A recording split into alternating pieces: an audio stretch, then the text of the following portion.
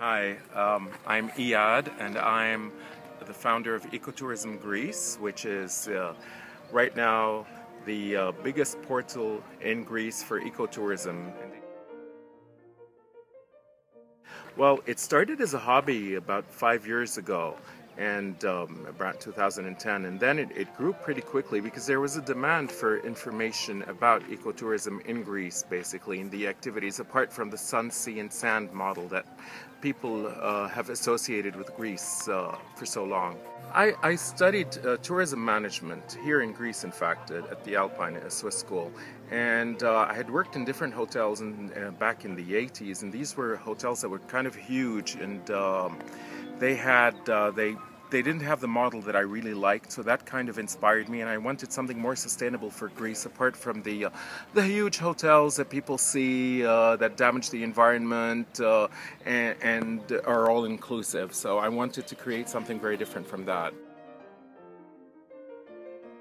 The website pairs, basically what it does, it pairs activities, as we said, sailing, hiking, even pottery making, with destinations in Greece. So you can choose a destination that you want to go, or familiarize yourself with the destination, whether it's the Peloponnese, central Greece, the islands, Cyclades, or Ionian, different kinds of island groups.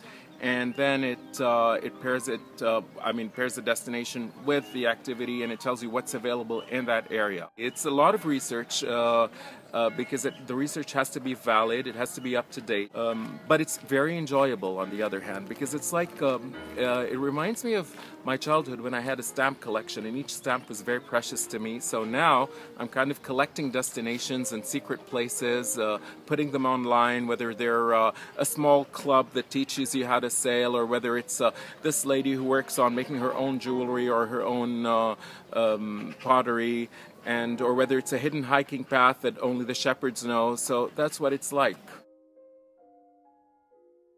Mainly from abroad, I'd say. About 80%.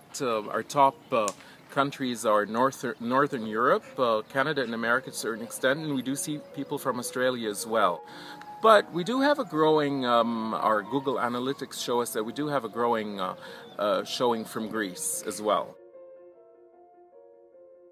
Well, the mentality is certainly shifting. They're starting to understand that there is a need for people who want, demand and supply. When they see people coming to eat a local breakfast, to visit the local museum, to contribute to local sustainability by buying maybe the artwork of an area or handicrafts of an area, and to discover, of course, the nature, fauna and flora,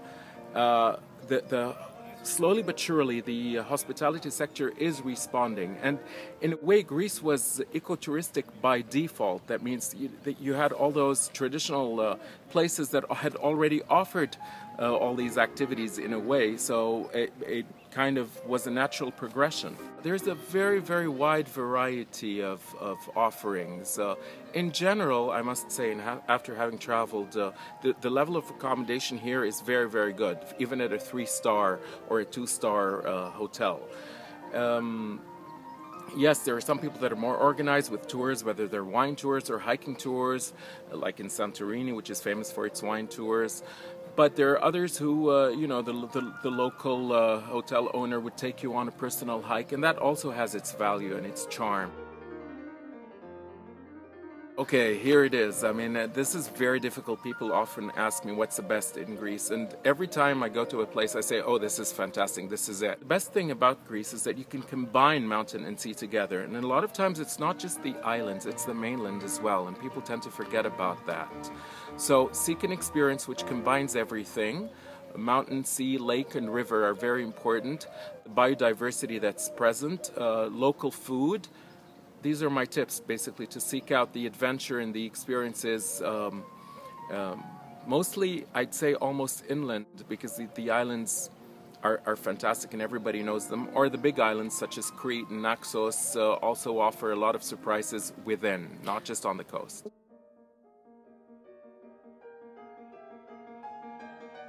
is amazing, in fact, for ecotourism. That's what people don't know. They think it's just a concrete city. And it is, but there are spots like there's Hemitus Mountain, which is right outside Athens, I mean, within walking distance. There's also Parnitha, which is maybe half an hour away.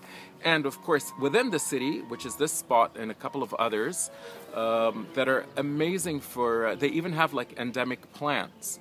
And then you can go to the local restaurants within Athens that offer very authentic cuisine. And so, yes, definitely, Athens can be, there's even bird watching with rare species in certain parts of the city.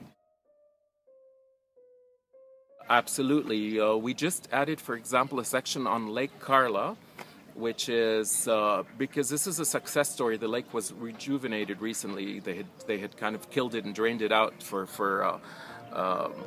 planting and for making fields out of it, and then they decided that no, we can rejuvenate this place and bring it back to its former glory, and it was much better for the biodiversity of the area.